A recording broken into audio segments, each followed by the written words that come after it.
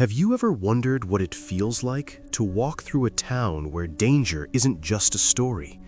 Places where every street, every shadow, every gust of wind carries the weight of history, fear, and survival. Imagine stepping onto a cracked street, hearing a faint groan beneath your feet, knowing that danger could strike at any moment without warning. Tonight, we're taking you into 10 of the most impossible towns on Earth. Abandoned, haunted, deadly. These are real places where life teeters on the edge, and the stories you're about to hear might just make your skin crawl. If you're enjoying this journey into the world's most dangerous towns, don't forget to like this video and subscribe to Traveling Guide Hub for more real, spine-chilling adventures. 1. Ciudad Juarez, Chihuahua, Mexico. I still remember the first evening I spent in Ciudad Juarez. Footsteps echoed behind me on an empty road. When I turned, nothing was there, just the faint flicker of streetlights and the shadows of abandoned buildings staring back. The air pressed against my chest, heavy and unyielding. A strange alertness settled in that I couldn't shake. The city wasn't always like this. Founded in 1659 as Paso del Norte, Juarez was a vital crossing for traders, travelers, and settlers. Its rivers and roads shaped the region's growth for centuries. By the late 20th century, factories and maquiladoras transformed it into an industrial hub. Jobs arrived, neighborhoods thrived, and the streets buzzed with life. But the same location that brought prosperity also invited danger. The city became a key corridor for drug trafficking, and by the early 2000s, cartel violence began reshaping entire neighborhoods. Streets that once echoed with laughter now fell silent at night. Fear became a quiet, omnipresent companion. And yet, some areas are still avoided after dark by locals and visitors alike. I had to see why. Taxi drivers told me of strange encounters. One described following a shadowy figure along a deserted street, only for it to vanish as he drew closer, leaving behind the echo of footsteps. Another spoke of a soft tapping sound, like someone brushing against a wall, but no one was there. Locals admitted to feeling a subtle weight in certain neighborhoods, a heaviness that makes no sense until you walk through it yourself. I wandered one such area with a friend who had grown up nearby. Even when nothing happens, your body reacts before your mind does. Suddenly, a metallic clang echoed from an empty lot. I froze. My heart raced. When I turned, nothing moved, yet the silence itself seemed to watch, thick, alive, remembering what others tried to forget. Doors creaked open in empty houses. A breeze carried whispers that didn't belong. What strikes you most is that these experiences are real. The fear isn't manufactured. It's the residue of life and death, choices and escape, and a city that carries its past in every street and shadow. Ciudad Juarez is alive, but parts of it exist in their own quiet, unsettling world. And the question lingers long after you leave. Is the city itself heavy, or is it the unseen weight of the stories we carry through it? 2. San Pedro Sula, Cortez, Honduras. I froze the moment I stepped off the bus into San Pedro Sula at dusk. A shadow shifted near a corner. A dog barked sharply, echoing like a warning. When I turned, the street was empty, but I couldn't shake the feeling that something had followed me. I walked slowly, the camera sweeping past shuttered windows and graffiti-stained walls. The air smelled of damp walls, garbage, and gasoline. The faint hum of distant music barely carried over the night wind. Every flicker of a streetlight made the shadows stretch as if they were alive. The city wasn't always like this. Founded in the 16th century, San Pedro Sula became one of Honduras's main industrial and commercial hubs. Coffee, bananas, and later manufacturing brought wealth, jobs, and hope. Streets once filled with laughter and market chatter were now lined with factories and shops. But its success also made it a target. By the early 2000s, gang violence soared. Neighborhoods that once hummed with commerce became battlegrounds. Families fled quietly, businesses closed early. Some streets emptied long before sunset. Even areas still occupied carried a palpable unease. And yet, certain pockets are still navigable at night, if you dare. Locals warned me, keep your eyes open. Some nights, the city decides who stays and who doesn't. Walking down one alley, I felt a sudden clatter, a metal sign toppling over somewhere in the darkness. My heart jumped. The camera would catch the swing of the sign against the wall, shadows dancing with it. Windows were shuttered, doors bolted, lights flickered, puddles reflected broken neon signs above. A friend whispered about a figure that once crossed the street, vanishing before anyone could follow. The echo of its footsteps seemed to linger longer than it should. The tension here is not supernatural. It is woven into every corner by human choices, violence, and survival. The city breathes around you, alive yet wary, as if it remembers every crime, every hurried escape, every decision made in fear.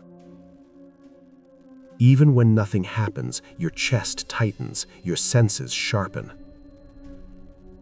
Doors creak, wind rattles metal sheets, the faint smell of smoke drifts from somewhere unseen, curling through alleys that stretch endlessly into darkness.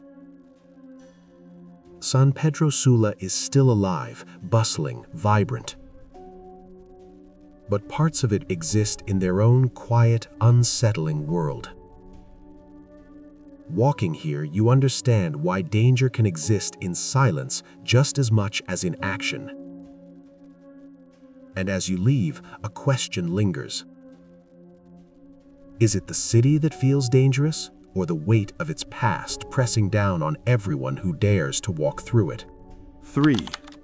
Port Moresby, National Capital District, Papua New Guinea.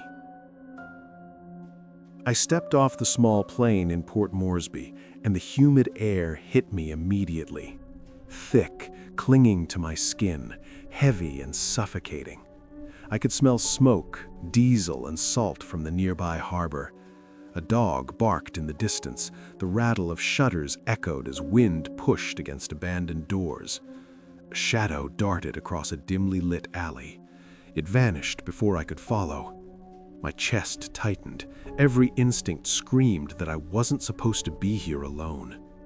The camera sweeps slowly past shuttered windows, catching the uneven glow of flickering streetlights.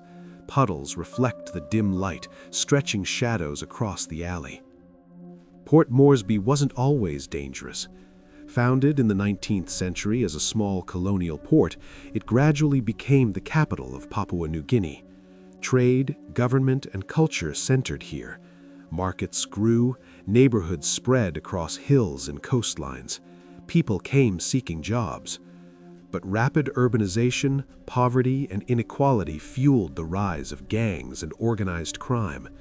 By the 2000s, the city was ranked among the most dangerous in the world.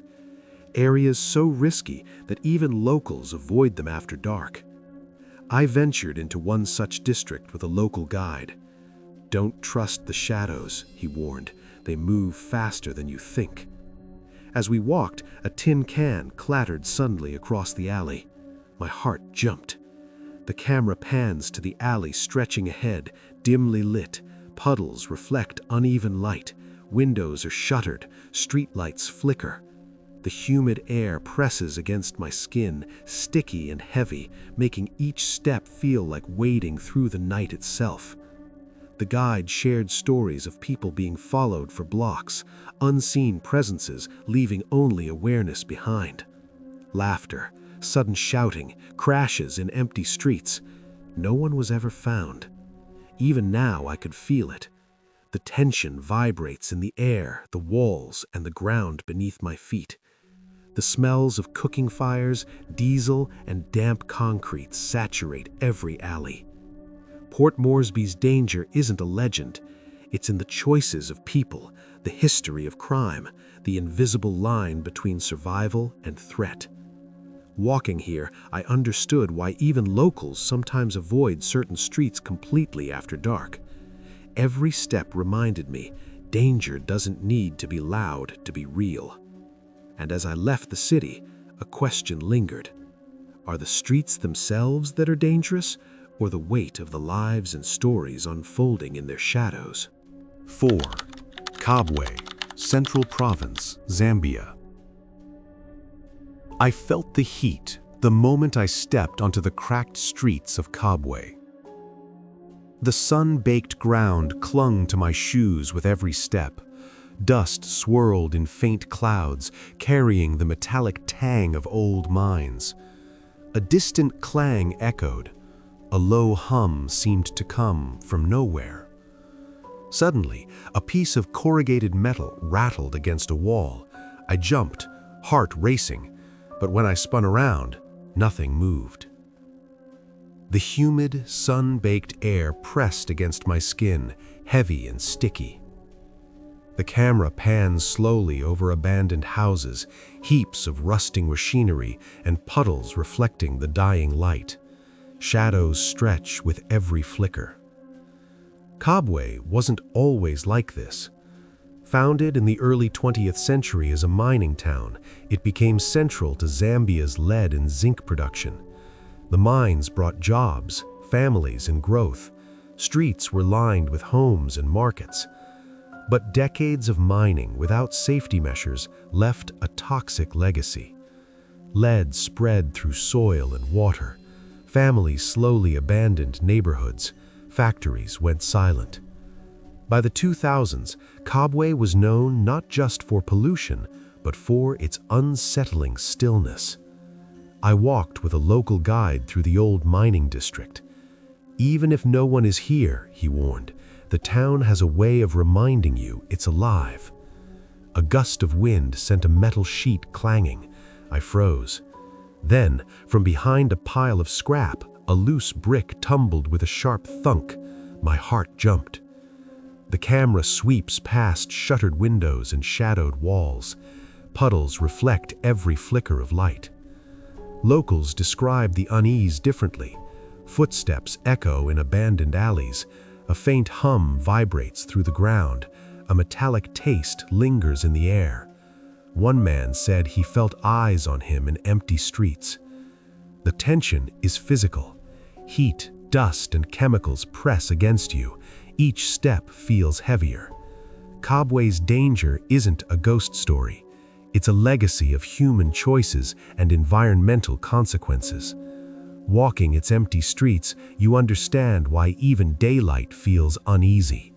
Every step reminds you, danger can linger quietly, in the air, the soil, and the history of a place.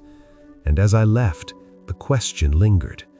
Is it the town itself that feels poisonous, or the weight of its past pressing down on anyone who dares to walk its streets? 5. Norilsk, Krasnoyarsk Krai, Russia. I first saw Norilsk from the edge of a frozen street. The sky hung low, heavy, gray. The air tasted bitter with metal. The city was founded in 1935, deep in Siberia, to mine nickel, copper, and palladium buried under the permafrost. At first, it was a bustling industrial hub. Labor camps built the foundations. Life was harsh, unforgiving. Today, the city survives because of industry. Survival comes at a cost. The air is thick with pollution. The skies glow red and gray from the smelting plants. Breathing feels like a battle every day. The camera sweeps across frozen streets. Smoke rises from factory chimneys. Shadows stretch over abandoned blocks. Walking here, I notice something strange. A quiet that feels unnatural for a city of tens of thousands. The history of hardship clings to the buildings. Residents speak of a heaviness in the air. Visitors describe the same. Footsteps echo behind them on empty streets. Metallic groans from factories at night. Subtle vibrations underfoot. The city seems to remember every struggle endured here. I walked one district with a local guide. "You feel it, don't you?" he asked. "The city remembers." The wind bites my face, carrying whispers of metal. Snow crunches underfoot. Shadows twist along walls. Streets are deserted, yet movement flickers at the corner of my eye. A shutter rattles. A distant clang echoes across an empty block. My heart jumps. A moment passes. The tension lingers. Some locals whisper certain streets feel colder than others. The wind carries memories of those who never left or those forced to endure. Others describe fleeting figures near abandoned factory blocks. Shadows vanish before your eyes. Sounds seem impossible, yet unmistakable. No one knows the truth. Some say it's pollution. Some say it's life itself, harsh and unyielding. Some leave it a mystery. Norilsk is alive, but it tests anyone who walks its streets. It reminds you that human endurance has limits. And when you finally leave, a question lingers. Is the unease you felt because of the city, or because you've touched the edge of what life in such a harsh place really feels like? 6. Pripyat, Kiev Oblast, Ukraine. I first stepped into Pripyat on a gray, misty morning. The wind was cold and sharp. It carried the faint smell of rusted metal and decaying wood. Pripyat was founded in 1970. It was a model city for workers of the Chernobyl nuclear power plant. Schools, apartment blocks, wide boulevards, life thrived here. Families laughed in parks, children rode bikes under golden sunlight. Everything seemed perfect. Then, in 1986, the reactor exploded. Residents were evacuated within days. Homes, schools, toys, pets, all left behind. The city froze in time. What was once vibrant became eerie and silent. Buildings stand empty, walls peel, windows break. Nature slowly reclaims streets and playgrounds. The camera pans across empty apartment blocks, sweeps past the rusted Ferris wheel, hovers over cracked roads swallowed by weeds. Walking here, the city feels alive differently, not with laughter or movement, but with absence. Locals and researchers speak of a strange heaviness in the air. Footsteps echo in corridors where no one walks. Wind whistles through hollow hallways. A faint metallic tang lingers. I followed a tour guide through one apartment complex. He spoke little, only whispered that the city remembers. Snow crunched under my boots. Shadows stretched across walls. A door creaked. A metallic clang echoed above. My heart jumped. Silence returned, heavier than before. Some visitors glimpse movement at the edge of their vision. Others hear whispers in the wind. It cannot be explained, yet it feels real. Pripyat is still there, frozen in time, a city both abandoned and remembered. And when you leave, one question lingers. Are you unsettled because of the city, or because you can feel what it once was and what it lost? 7. Chernobyl, Kiev Oblast, Ukraine. I first arrived at Chernobyl under a heavy, gray sky. The wind bit through my jacket, carrying a faint metallic scent, sharp and unwelcoming. The town itself was small, but once vibrant. It served as home to plant workers, teachers, and families. Life was ordinary. Children played in courtyards, neighbors greeting each other by name. Everything changed on April 26, 1986. Reactor number 4 exploded. Deadly radiation spread over the surrounding area. The town was evacuated within hours. Families left behind homes, pets, and belongings. Streets emptied overnight. Buildings, once full of life, became silent witnesses. Today, Chernobyl is partially inhabited by workers maintaining the containment zone. Most of the town is frozen in stillness, abandoned yet eerily alive. The camera sweeps past crumbling houses, lingers on broken windows, and pans over cracked roads. Nature slowly reclaims the streets. Walking here, the city feels alive in its emptiness. Visitors often describe a heavy weight in the air. Footsteps echo down deserted hallways, doors rattle in the wind. A faint hum of distant machinery punctuates the silence. I walked with a local guide who had worked in the exclusion zone for years. He didn't point at anything specific. He just whispered, "It remembers." The snow crunched under my boots. Shadows stretched long across the walls. Suddenly, a gust of wind slammed a metal shutter somewhere behind me. My heart jumped. The sound vanished, leaving the silence heavier than before. Some report fleeting shadows at the edge of vision. Others hear whispers carried by the wind. No one fully understands why, and no one offers answers. Some say it is imagination. Others call it radiation's echo. Many just accept the presence, and that is enough. Chernobyl is still real, still standing, a place where time feels paused and memory hangs in the air. Walking its streets, you understand why some places do not need legends to feel dangerous. And when you leave, one thought lingers. Are you uneasy because of what you see, or because you can feel the weight of what was lost? 8. La Rinconada, Puno Region, Peru. I reached La Rinconada at sunrise, and the mountain seemed to watch my every step. The air was thin and sharp. Each breath burned. My boots crunched on muddy slopes, and the faint smell of wet earth and metal hung in the cold morning. At over 5,100 meters above sea level, this is the highest permanent town on Earth. La Rinconada was built for gold mining. Miners arrived in the 1980s, chasing fortune. Life here was extreme from the start, and it remains so. The town climbs the mountainside in jagged terraces. Winding paths connect ramshackle homes perched precariously on steep cliffs. Smoke curls from small fires. The camera pans across muddy streets, lingers on open mine pits, and zooms on cliffs where buildings cling to the rock. The cold bites through my jacket. Every step feels heavier than the last. Visitors often describe an overwhelming sense of isolation. Silence stretches between the mines, broken only by distant shouts, clanging metal, or the groan of shifting rock. I followed a miner through a narrow alley. He moved quickly, glancing at the drop beside us. Suddenly, a rock tumbled from above, clanging sharply on the street. My heart jumped. Shadows twisted along walls. A faint gust of wind rattled a shutter somewhere above. For a moment, the tension pressed down, thick and palpable. Some streets feel colder than others, even in sunlight.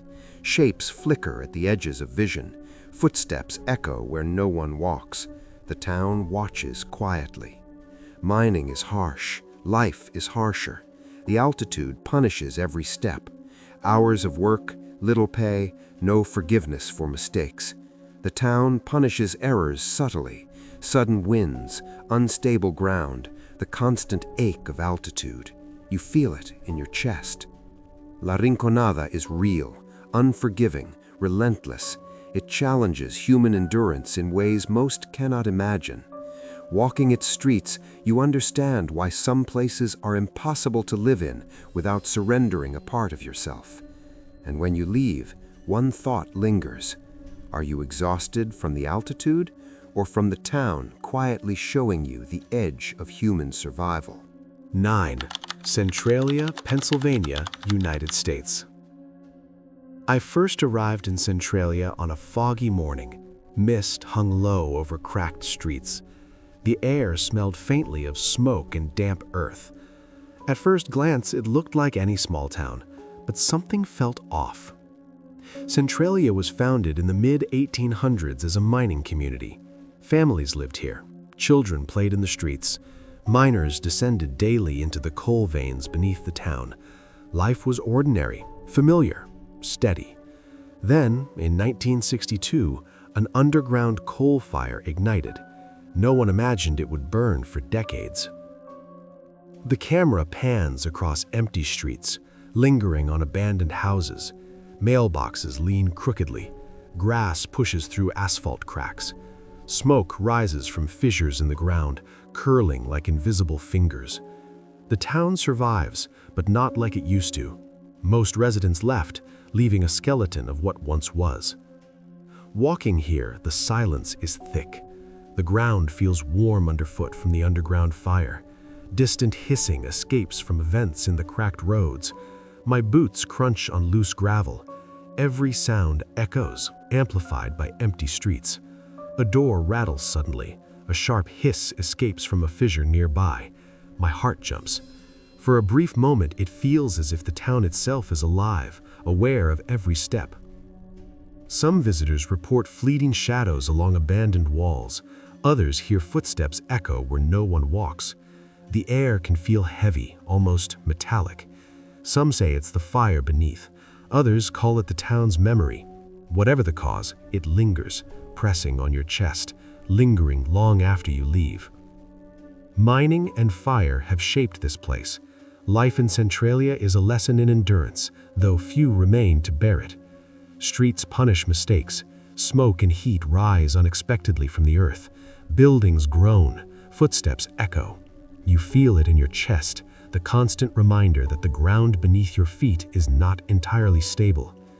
Centralia is still here, still real, but it is a town frozen in slow, fiery decay. Walking its streets, you sense why some places do not need legends to feel dangerous. And when you leave, a question stays with you. Is the unease from the smoke beneath your feet, or from the lives this fire claimed silently over decades? 10. Grytviken, South Georgia and the South Sandwich Islands. I first set foot in Grytviken under a gray, frozen sky. The wind cut sharply, biting through every layer of clothing. Ice glimmered along the rocky shoreline. The air smelled of salt, seaweed, and old whale oil, a reminder of the town's past. The small settlement perched on South Georgia Island seemed almost swallowed by the mountains and ocean. Grytviken was founded in 1904 as a whaling station. For decades, it bustled with activity, ships unloading whales, men hauling heavy blubber, families living in makeshift houses. Life was harsh, but profitable. By the mid-20th century, whaling declined and the town slowly emptied. Today, only a few caretakers and scientists remain. Most buildings stand silent, shells of their former purpose, frozen in time. The camera pans across rusted equipment, abandoned warehouses, and ice-dusted roofs. Shadows stretch across the cliffs. The ocean crashes relentlessly below. Walking these streets, you notice the silence. It is heavy, almost alive. Occasionally, the wind whistles through broken windows. Distant gulls cry, sharp against the roar of the sea. My boots crunch on gravel. A faint metallic smell lingers, carried by icy gusts. I explored one old warehouse with a caretaker. He moved cautiously, pointing to creaking beams. Suddenly, a loose shutter slammed against the wall. I jumped. The sound echoed across empty buildings, then faded into silence. Moments like these make the place feel alive, despite its emptiness. Locals and visitors report a strange awareness here. Some feel watched. Shadows shift at the edges of vision. Others hear the faint groan of metal or the distant clap of ice falling into the sea. No one explains why, and no one claims to. Some say it is the isolation, others call it history pressing down, a weight of lives lived and left behind. Grytviken is beautiful, desolate, and haunting. The mountains and sea dominate everything. Life here is harsh, survival is not guaranteed, and the ghost of its past lingers in every building and path. Walking its streets, you understand why some places feel impossible, not because of legends, but because of reality itself. And when you finally leave, one thought lingers. Is the chill on your skin from the wind, or from the echoes of the lives that once filled this remote town? We've traveled across the most dangerous towns on Earth, from burning underground fires to abandoned whaling stations, frozen mountains, and radioactive cities. Each place carries a story, a memory, and a warning. These towns are real, their dangers undeniable, and their silence speaks louder than words. Walking through them is not just a journey, it's a lesson in human endurance, history, and survival. Which of these places unsettled you the most? Could you imagine stepping into them yourself, knowing the risks and the weight of the past? Share your thoughts in the comments below.